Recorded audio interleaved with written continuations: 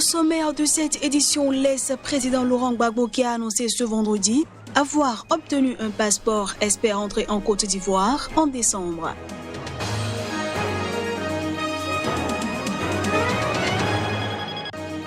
Des centaines de médecins ont manifesté devant le ministère de la Santé à Tunis pour protester contre la mort d'un jeune chirurgien dans un accident d'ascenseur défaillant à l'hôpital où il travaillait.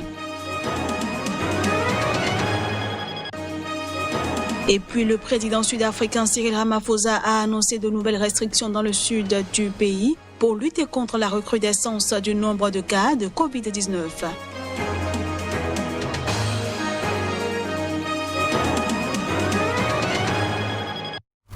Voilà pour le sommaire. À toutes et à tous, bienvenue. Le président du Ghana, Nana Akufo-Addo, en lice pour un second mandat, et son principal opposant, John Mahama, ont signé un pacte de paix dans la capitale, Accra. Ils s'y engagent à ne promouvoir aucune violence lors du vote et à la proclamation des résultats. J'ai dit que nous croyons aux élections et je suis heureux de donner ma parole que nous accepterons le verdict du peuple ghanéen. Par-dessus tout, je m'engage à ce que la paix, l'unité et la sécurité du Ghana soient notre première préoccupation.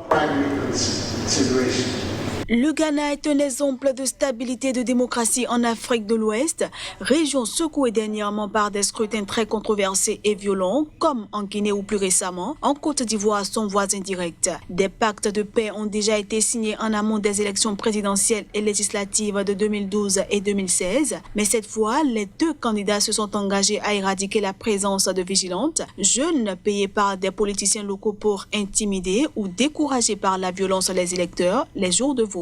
La police a annoncé le déploiement de 62 000 agents sur tout le territoire pour assurer le bon déroulement du scrutin. Alors que nous terminons nos campagnes et que nous nous préparons à voter, je m'engage à assurer la paix et à préserver la stabilité de notre chère nation, le Ghana. Les élections consistent à compter les têtes et non à couper les têtes. Nous travaillerons donc à la tenue d'élections pacifiques. J'invite les agences de sécurité, les électeurs et toutes les parties prenantes à assurer l'ordre public. Nous attendons de voir tout le personnel de sécurité se comporter de manière professionnelle. Le candidat du Congrès national démocratique s'était toutefois plaint de l'enregistrement des électeurs par la commission électorale pendant la campagne. 10 autres candidats, dont 3 femmes, sont en lice pour accéder à la magistrature suprême dans un vote qui s'annonce particulièrement serré entre les deux principaux candidats. L'ex-président Laurent Gbagbo, qui a annoncé ce vendredi avoir enfin obtenu un passeport, espère rentrer en Côte d'Ivoire en décembre. Ce retour au pays est très attendu par ses partisans depuis 9 ans et devrait apaiser le climat sociopolitique tendu. En liberté conditionnelle à Bruxelles, après son acquittement en première instance par la Cour pénale internationale, le président Laurent Gbagbo a reçu vendredi 2 passeports. Un ordinaire et un diplomatique, a déclaré son avocate, Maître Habiba Touré, dans un communiqué.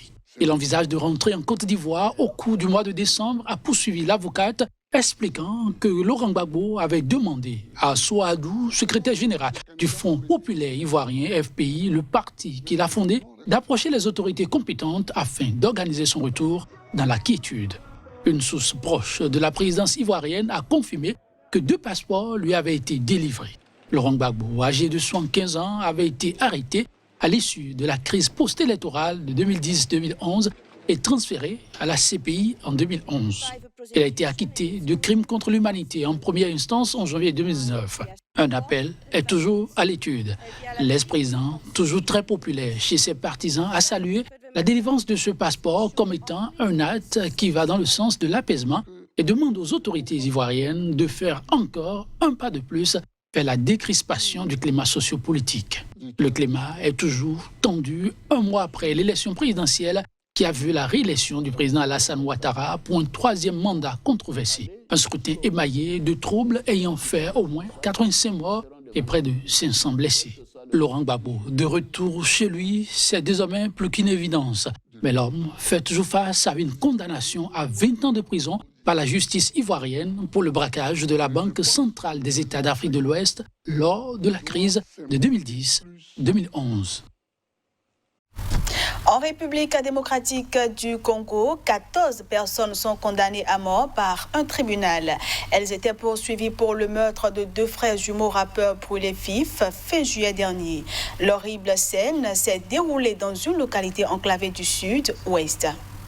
Les 14 hommes ont été condamnés à mort pour le meurtre de 2 rappeurs à Kinshasa qui se trouvaient dans la province du Congo central, a indiqué un des avocats de la partie civile.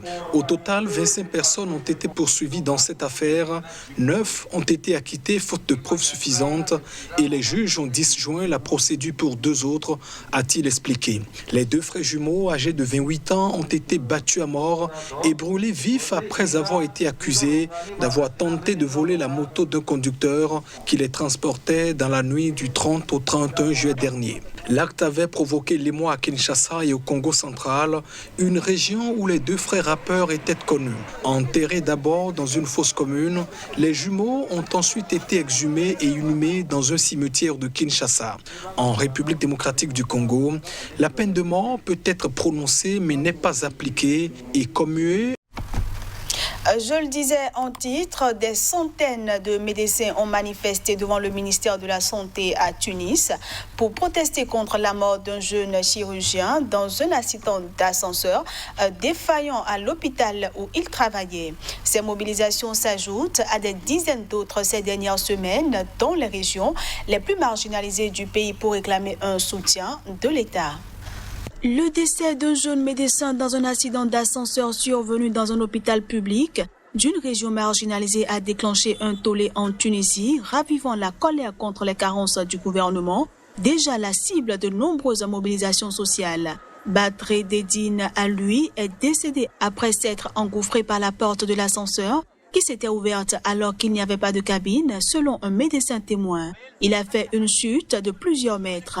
Suite à ce drame, des centaines de médecins, internes et salariés du secteur ont manifesté devant le ministère de la Santé à Tunis, réclamant le limogeage du ministre. Une manifestation a aussi eu lieu devant la faculté de Sfax dans le centre-est.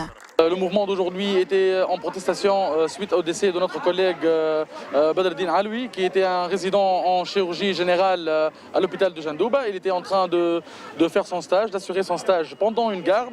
Il a été tué, disons, il a eu un accident mortel suite à son utilisation à un ascenseur en panne. Il avait tout l'avenir devant lui. Aujourd'hui, on a privé lui et sa famille d'un avenir radieux. Pourquoi ? Parce qu'on vit dans un système qui n'essaye pas d'améliorer, qui essaye de faire marcher le travail, de ne pas avoir trop de problèmes, mais au final, on ne répare pas.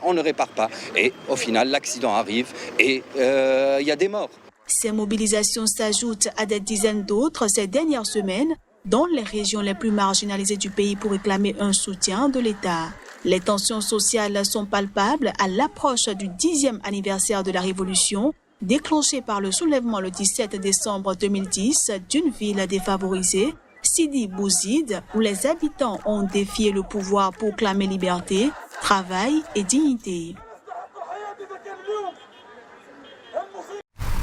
L'apparition de nouveaux foyers épidémiques dans plusieurs régions d'Afrique du Sud fait craindre une résurgence du coronavirus que pourrait favoriser les rassemblements attendus lors des fêtes de fin d'année. Reportage. Les autorités du pays d'Afrique officiellement le plus touché par la Covid-19 luttent pour maîtriser le nombre de contaminations depuis qu'une hausse a été rapportée en novembre dans les provinces voisines du Cap oriental et du Cap occidental. À l'échelle nationale, le nombre quotidien de nouveaux cas a dépassé les 4400 mercredi, soit un bond de plus de 50% par rapport à une moyenne de 2000 plus tôt en novembre. Plus de la moitié de cette hausse provient des contaminations au Cap oriental et 25% environ de la province du Cap occidental. Le président Cyril Ramaphosa a annoncé jeudi de nouvelles restrictions régionales. En réponse aux recommandations du Conseil national sur le coronavirus et après consultation avec les dirigeants des provinces, les maires de métropole et les chefs traditionnels, le gouvernement a décidé de déclarer la municipalité de Nelson Mandela Bay le hotspot du coronavirus. As a coronavirus hotspot. We must remember that Nous devons nous rappeler que peu importe à quel point nous avons envie de nous relaxer, ce virus ne prend pas de vacances. Dans la plus grande ville du Cap oriental, Port Elizabeth, les hôpitaux sont déjà aux prises avec le rebond de l'épidémie, même si les autorités locales affirment que la situation est sous contrôle. Toujours sous le choc de la première vague, les services de santé ont demandé l'assistance de l'ONG Médecins sans frontières dans 3 établissements publics. Les établissements privés sont aussi touchés. Et c'est sur cette dernière information que prend fin cette édition que je vous remercie d'avoir suivi.